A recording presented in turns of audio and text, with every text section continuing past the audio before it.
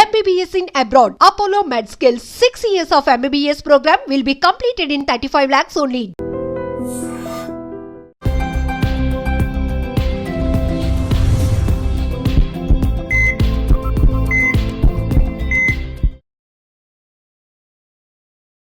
అందరికీ నమస్కారం. Welcome back to IT media. మన ఆయుర్వేదం ప్రోగ్రామ్కి అందరికీ స్వాగతం. సో ఈరోజు మనతో ఒక స్పెషల్ గెస్ట్ ఉన్నారనమాట. 35 ఇయర్స్గా ఆయుర్వేద వైద్యాన్ని అందిస్తున్న చిట్టిబొట్ల మధుసూదన్ శర్మ గారు.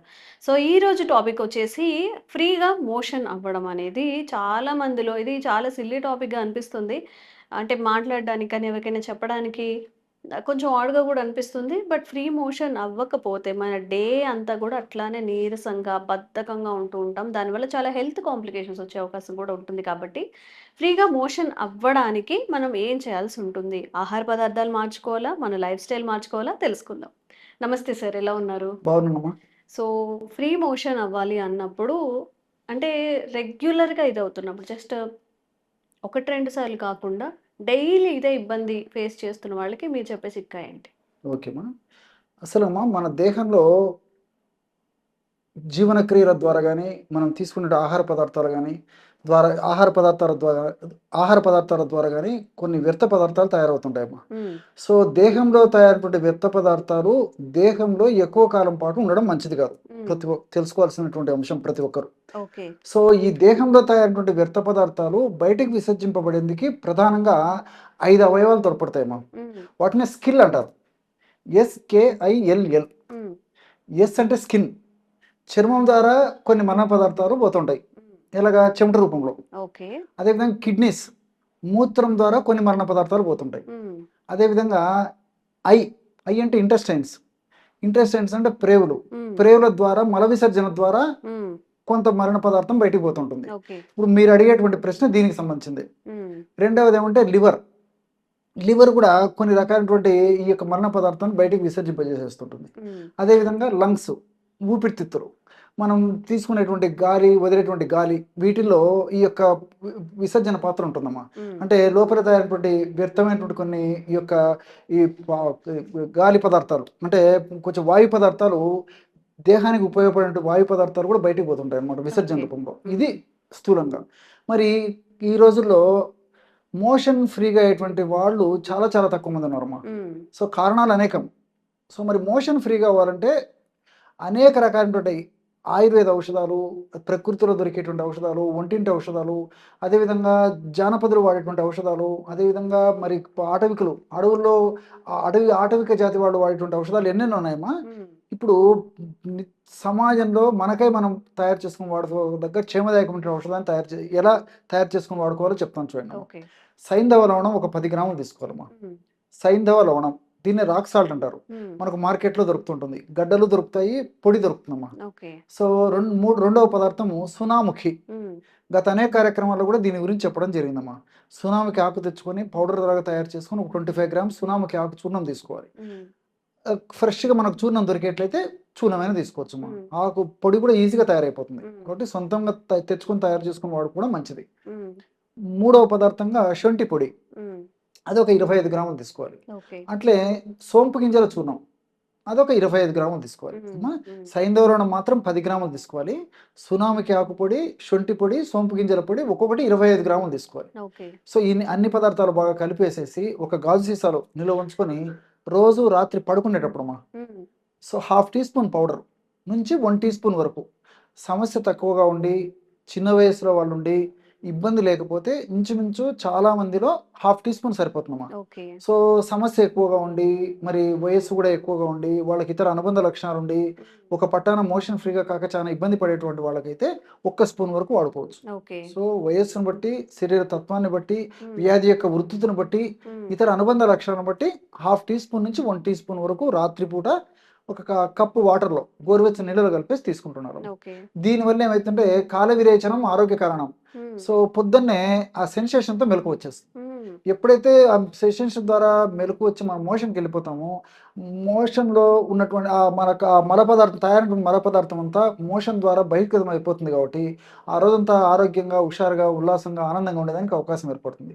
అదేవిధంగా ఈ విధంగా రెగ్యులర్గా జరుగుతుండడం వల్ల మరి ఉన్నటువంటి జబ్బులు త్వరగా తగ్గిపోతాయి, కొత్త కొత్త జబ్బులు రాకుండా కూడా ఉంటాయమ్మా. సో దీనివల్ల అన్ని మల్టిపుల్ బెనిఫిట్స్ ఉంటాయి. కేవలం శారీరకంగా ఈ విధంగా ఉపయోగపడమే కాకుండా మనసు ప్రశాంతంగా ఉంటుంది, కోపము, చికాకు ఇలాంటి లక్షణాలు కూడా తగ్గుతాయి, ఇరిటేటింగ్ నేచర్ తగ్గిపోతుంది, ప్రశాంతమైనటువంటి జీవనం కూడా అలవాటు అయిపోతుందమ్మా. కాబట్టి మనసు మీద, దేహం మీద, రెండింటి మీద ప్రభావం చూపేటువంటి శక్తి మోషన్ ఫ్రీ అయ్యే దాంట్లో ఉందమ్మా. సో అందుకే కంపల్సరీగా మోషన్ ఫ్రీగా అయ్యేందుకు ఖచ్చితంగా ప్రయత్నం చేయాలమ్మా. సో సరే, ఔషధం ఇది. అదేవిధంగా కొన్ని ఆహార నియమాలు కూడా పాటించాలమ్మా. ఆహార నియమాలు ఎలాంటివి పాటించాలంటే fast foods, junk foods, bakery foods, ice creams ఇలాంటివి చెదారం ఎక్కువ తీసుకోకూడదమ్మా. ఎప్పుడో ఒకసారి తప్పని పరిస్థితుల్లో కొద్ది ప్రమాణంలో తీసుకోవచ్చు, కానీ ఎక్కువ తీసుకోకూడదమ్మా. ఫైబర్, పీచు పదార్థం బాగా తీసుకుంటున్నారు. మరి అదేవిధంగా మనకు ప్రకృతిలో దొరికేటువంటి సర్వసాధారణంగా దొరికేటువంటి ఈ వెజిటబుల్స్, రా వెజిటబుల్స్ బాగా తీసుకోవాలి. డ్రై నట్స్, డ్రై ఫ్రూట్స్, అదేవిధంగా సీజనల్ ఫ్రూట్స్, మామూలు ఫ్రూట్స్, ఇవన్నీ కూడా తరచుగా ఎక్కువ తీసుకుంటూ ఉండాలమ్మా. అదేవిధంగా నీళ్ళు ఎక్కువ తాగుతుండాలి. సో కనీసం రోజుకి 3 నుంచి 5 లీటర్ల వరకు వయస్సును బట్టి, సీజన్ను బట్టి, శరీర ప్రకృతిని బట్టి, అవసరాన్ని బట్టి వాడుకుంటున్నారమ్మా. సో టయానికి ఆహారం తీసుకుంటుండాలి, టయానికి విశ్రాంతి తీసుకుంటుండాలి అమ్మా. ఇట్లా టైం ప్రకారము నేను చెప్పినటువంటి పద్ధతుల యొక్క ఫాలో అవుతూ మంచి ఆహార నియమాలు పాటిస్తూ కనీసం రోజు అరగంట నుంచి 30 గంట సేపు మనకు ఏ పరిధిలో ఏది వీలవుతుందమ్మా, వాకింగ్ కానీ, జాగింగ్ కానీ, రన్నింగ్ కానీ, స్కిప్పింగ్ కానీ, స్విమ్మింగ్ కానీ, ఏదో ఒక వ్యాయామం కూడా ఉండాలమ్మా.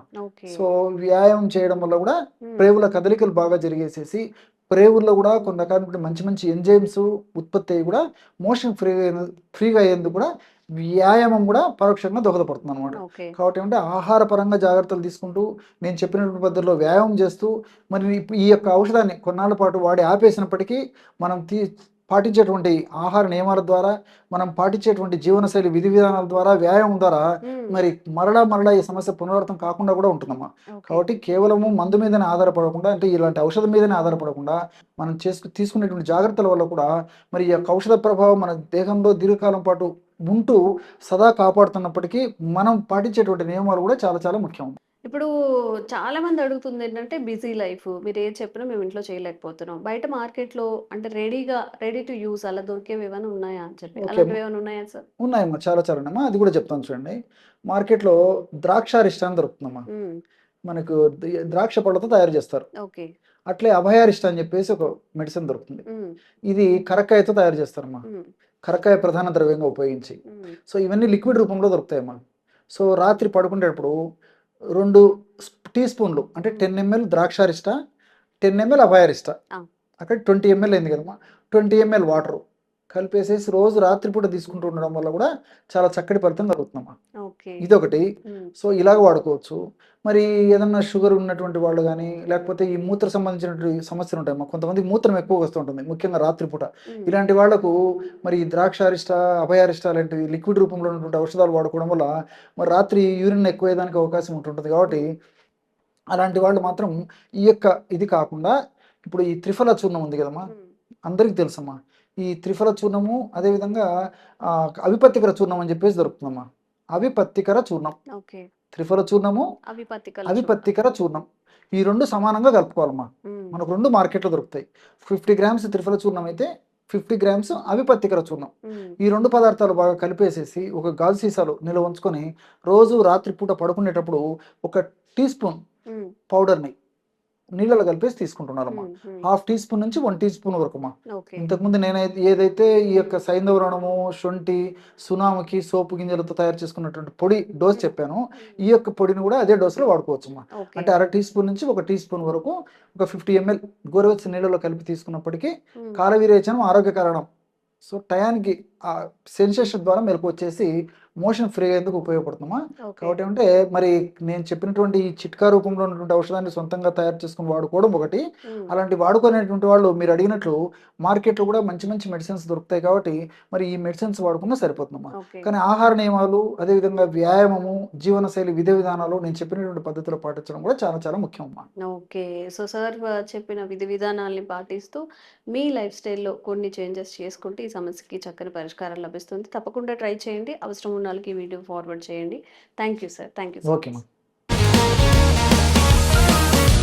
Sir, one life lesson what medicine has taught you. whatever you can do without expecting. But I really believe మన పాజిటివ్ యాటిట్యూడ్ ఉంటేనే మనం ఏదైనా సాధించగలం. గట్ని మనం కరెక్ట్ గా డీల్ చేసినట్లయితే అది మనకి పాజిటివ్ హార్మోన్స్ ని రిలీజ్ చేస్తుంది. షుగర్ వచ్చిన వాళ్ళ పరిస్థితి ఏంటి? పొట్ట దగ్గర పెరిగితే దాన్ని ఆండ్రాయిడ్ అంటారు, ఆండ్రాయిడ్ ఫోన్ కదా. అసలు థాట్స్ ఎందుకు వస్తాయి? బ్రెయిన్ డెడ్ అంటే దానికి ప్రపంచం అంతా కూడా కొన్ని నిర్దిష్టమైనటువంటి లక్షణాలు ఉన్నాయి. మానసికంగా ధైర్యంగా ఉంటే క్యాన్సర్ జయించవచ్చు. You are a doctor for a cause sir, అంతే. వాళ్ళకి వచ్చిన ఆదాయం కాకుండా ఫ్రీ సర్వీస్ ఎంతమందికో చేస్తారు.